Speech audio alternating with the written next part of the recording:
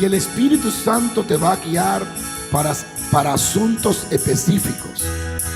Vendrán palabras proféticas, sueños, visiones, remas de Dios, dándote indicación de cuál es su voluntad para tu vida. Cuando nos movemos y caminamos fuera de la voluntad de Dios, nos exponemos a vivir una vida de derrota, una vida miserable.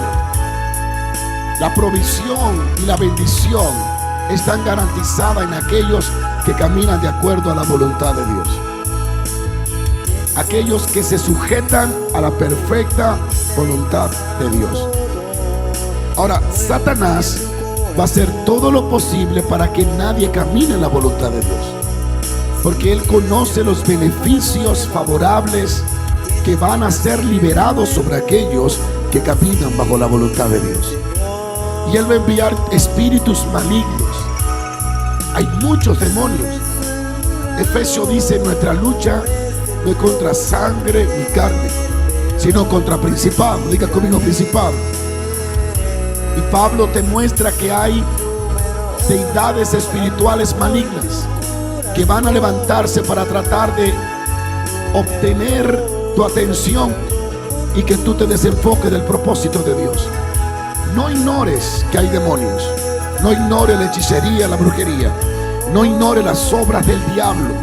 Satanás va a hacer todo lo posible para que nosotros no hagamos la voluntad de Dios, porque solo haciendo la voluntad de Dios somos efectivos.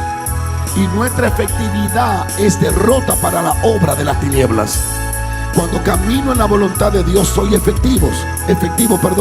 Y cuando soy efectivo, el reino de Dios avanza.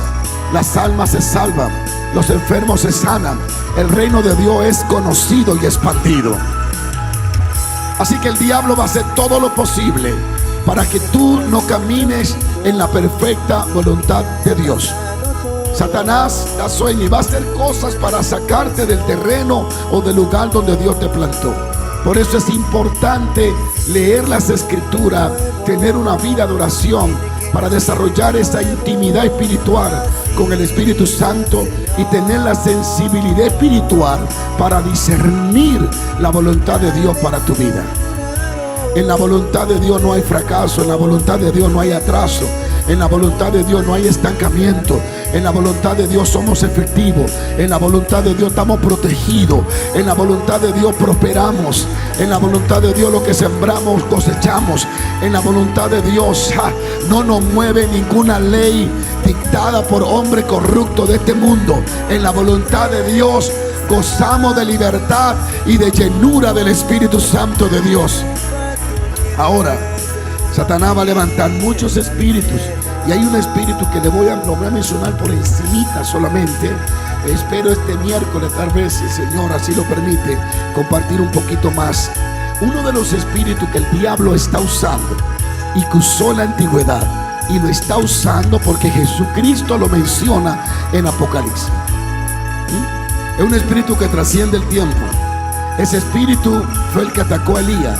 Hablo del demonio que había en Jezabel, o el demonio de Jezabel. Los dos significa lo mismo casi. El enemigo va a usar este espíritu, y este es uno de los espíritus que más está atacando a la iglesia. El espíritu de Jezabel va a impedir que tú camines dentro de la voluntad de Dios.